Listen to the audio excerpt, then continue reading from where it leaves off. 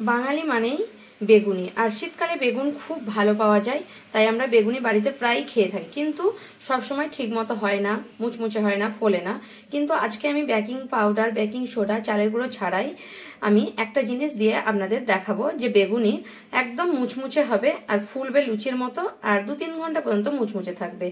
আর খুবই সামান্য একটা জিনিস, সেটা আপনারা বাড়িতে সবসময় অ্যাভেলেবেল থাকবে, আর আপনারা দিতেও পারবেন। বেগুনি ভাজতে ভাজতেই দেওয়া হবে, ভাজার আগেই।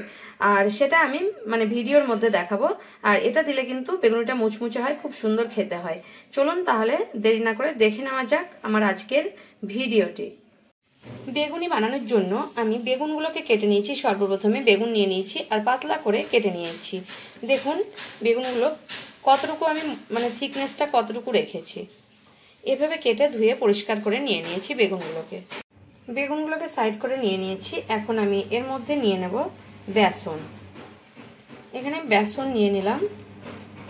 বেগুনি যত বেগুনি আপনারা বেশি করলে বেসনটা বেশি নেবেন, বেগুনি কম করলে বেসনটা সেই পরিমাপেই নিতে হবে।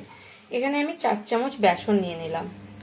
প্রথমে আমি বেসনটার মধ্যে কিচ্ছু দেব না, শুধু জল দিয়ে ভালোভাবে পুরো একদম যতটুকু জল প্রয়োজন ততটুকু দেব না, একটু শক্ত করে আর কি। বেসনটা প্রচন্ড নরম যেন না হয় এখন, জলে অল্প এভাবে দিয়ে আপনারা চাইলে হুইস্কারের সাহায্যে বা হাতের সাহায্যে ভালোভাবে ফেটিয়ে নিতে হবে। এভাবে ফেটিয়ে ফেটিয়ে যেন পুরো সাদা হয়ে যায়, বেসনের কালারটাই চেঞ্জ হয়ে যায়, সেরকম ভাবে 5-7 মিনিট এইভাবে এক সাইডে ফেটিয়ে নিতে হবে। বেসনটা আমি এইভাবে ফেটিয়ে ফেটিয়ে পুরো সাদা করে নিয়েছি, বেসনের কালারটা চেঞ্জ হয়ে গেছে। আর এবারে বেসনের মধ্যে দিয়ে দেব যেগুলো দরকার। এবারে অল্প একটু পরিমাণে লবণ দিয়ে দিলাম, আর দিয়ে দেব সামান্য পরিমাণে একটু হলুদ গুঁড়ো, আর দিয়ে দেব শুকনো লঙ্কার গুঁড়ো, একটু সামান্য পরিমাণে শুকনো লঙ্কার গুঁড়ো, আর খুব সামান্য পরিমাণে দিয়ে দেব চিনি। আর এখানে দিয়ে দেব কাশ্মীরি রেড চিলি পাউডার, যাতে করে বেগুনির কালারটা একটু সুন্দর আসে, সেই কারণে। এটা টেস্টের কোনো বদল হবে না, আপনারা চাইলে দিতেও পারেন আবার নাও দিতে পারেন। এবারে জল দিয়ে দেব, অল্প পরিমাণে জল দিয়ে দিয়ে এবারে এটাকে ফেটাতে থাকবো, সবকিছু ভালোভাবে মিশিয়ে নেব। দেখুন বেসনের মাখানোটা আমার হয়ে গেছে, আর এইভাবে ঠিক থাকবে, খুব মোটাও না খুব পাতলাও না। দেখলে আপনারা নিশ্চয়ই বুঝতে পারছেন, পিছনে চামচের পিছনটা দেখাচ্ছি আমি, কোটিংটা ঠিক এরকম হবে। দিলে বেগুনির বেসনটা পারফেক্ট মাখানো হয়ে গেছে। এবারে চলে যাব পরবর্তী ধাপে। এখানে একটা কড়া বসিয়ে নিয়েছি, কড়াতে সাদা তেল দিয়ে দিয়েছি কিছুটা পরিমাণ। আপনারা চাইলে সরষের তেলেও বেগুনিটা ভেজে নিতে পারেন, দুর্দান্ত টেস্টের হবে, কিন্তু আমি আজকে সাদা তেলেই ভেজে দেখাবো। এখানে তেলটা আমার গরম হয়ে গেছে।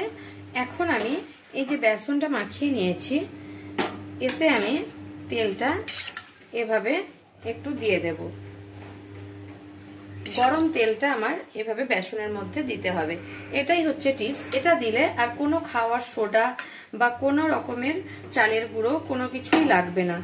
আর এটা বেসনে তেলটা দিয়ে এভাবে ভালোভাবে মাখিয়ে নেব, তাহলে একদম মুচমুচে হবে বেগুনিটা। এখন তেলটা তো আমার গরম হয়ে গেছে। এখন আমি এই যে বেগুন নিয়ে নিয়েছি একটা, আর এভাবে বেসনের মধ্যে দিয়ে একদম উল্টে পাল্টে এভাবেই আমি এভাবে ঝেড়ে নেব। ঝেড়ে নিয়ে কড়ার মধ্যে দিয়ে দেব। আর কড়ার ফ্লেমটা, গ্যাসের ফ্লেমটা আমার থাকবে হাই, তাহলে কিন্তু বেগুনিগুলো মুচমুচে হবে। একদম লো ফ্লেমে দিলে কিন্তু নেতিয়ে যাবে। আর এভাবেই আমি তেলের মধ্যে, কড়ার মধ্যে যতগুলো ধরবে ততগুলোই দিয়ে দেব। একটা দিয়ে দিয়েছি, 2, 3, 4, যতগুলো ধরবে ততগুলো আমি দিয়ে দেব।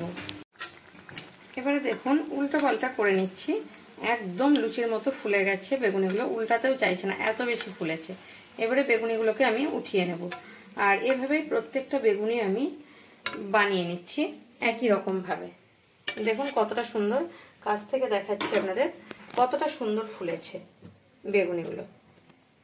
এখন 4টে বেগুনি ভেজে নিয়ে আপনাদের দেখাচ্ছি। দেখুন কাছ থেকে দেখুন কতটা সুন্দর ফুলেছে, একদম লুচির মতো করে ফুলেছে আমার বেগুনিগুলো। এতটা সুন্দর বেগুনি দেখলেই খেতে ইচ্ছে করে। আর আমার ভিডিও যদি আপনাদের ভালো লাগে তাহলে আমার চ্যানেলকে সাবস্ক্রাইব করার অনুরোধ রইল, আর কমেন্ট করে জানাবেন বেগুনির রেসিপিটা আপনাদের কেমন লাগলো। যদি ভালো লেগে থাকে তাহলে একটা লাইক করতে ভুলবেন না, আর প্রচুর প্রচুর শেয়ার করবেন।